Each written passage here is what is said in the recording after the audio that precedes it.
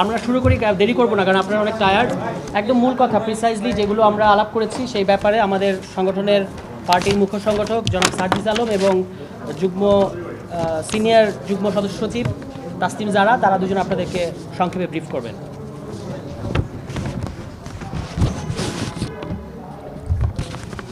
আচ্ছা, আমাদের জাতীয় ঐক্যমত্য কমিশনের এখানে আজকে 3টা বিষয় নিয়ে কথা হয়েছে।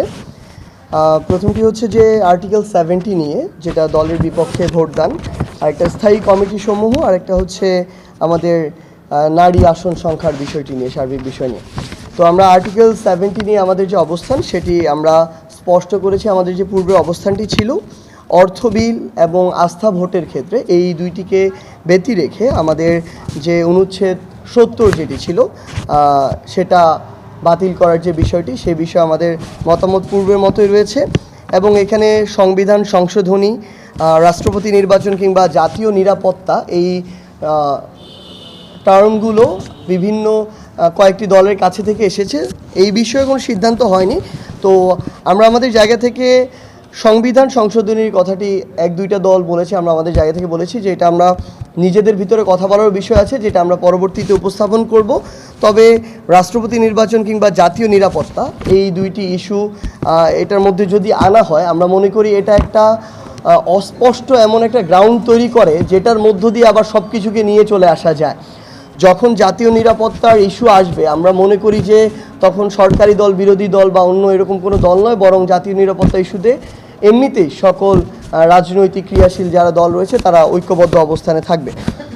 স্থায়ী কমিটির যে আমাদের এখানে কথাটি এসেছে, স্থায়ী কমিটির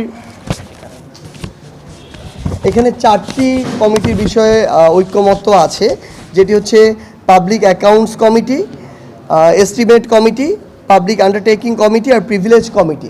এই 4টি বিষয়ে ঐক্যমত্য আছে। আমরা আমাদের জায়গা থেকে মনে করি এগুলোর এই যে 4টি কমিটি, এগুলোর স্থায়ী কমিটির যে সভাপতি, সেটা বিরোধী দল থেকে দেওয়ার যে সিদ্ধান্ত, এ বিষয়ে সবার ঐক্যমত্য আছে। কিন্তু আমরা আমাদের জায়গা থেকে মনে করি যে এগুলোর পাশাপাশি আরও গুরুত্বপূর্ণ কিছু মন্ত্রণালয়ের স্থায়ী কমিটির সভাপতি বিরোধী দল থেকে দেওয়া উচিত। যেমন সেটা হতে পারে স্বরাষ্ট্র মন্ত্রণালয়, জনপ্রশাসন, অর্থ মন্ত্রণালয়, এমন কিছু মন্ত্রণালয় হতে পারে। তাহলে ক্ষমতার যে ভারসাম্য সেটি রক্ষিত হবে। কারণ এমনিতেই কিন্তু ওই স্থায়ী কমিটিতে সদস্য সংখ্যা সরকার দলেরই বেশি থাকে। সো এই ক্ষমতার ভারসাম্য রক্ষার জন্য আরও কিছু শক্তিশালী মন্ত্রণালয়ে আমরা এটা চেয়েছি। এবং প্রাপ্ত ভোটের অনুপাতে অন্যান্য দলগুলোর মধ্যে এই স্থায়ী কমিটির সভাপতি পদটা বণ্টিত হতে পারে, এই মতামতটি আমরা আমাদের জায়গায় দিয়েছি, যেন বিরোধী দল মানে একটা দল মনে না করা হয়। আরও সেকেন্ড, থার্ড এরকম হায়েস্ট ভোট পাওয়া যে দলগুলো রয়েছে তারাও যেন আনুপাতিক হারে এই জায়গা থেকে তাদেরকে এই দায়িত্বটি দেয়া হয়।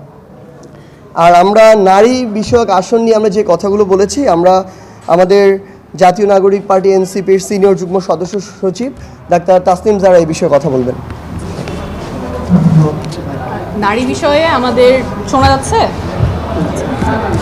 নারী বিষয়ে আমাদের দলীয় যে অবস্থান সেটা হচ্ছে, কমিশনের যে রিপোর্ট এসেছে যেখানে রেকমেন্ডেশন হচ্ছে জাতীয় সংসদে ন্যূনতম 25% নারী জনপ্রতিনিধি থাকবে, সেটার সাথে আমরা একমত।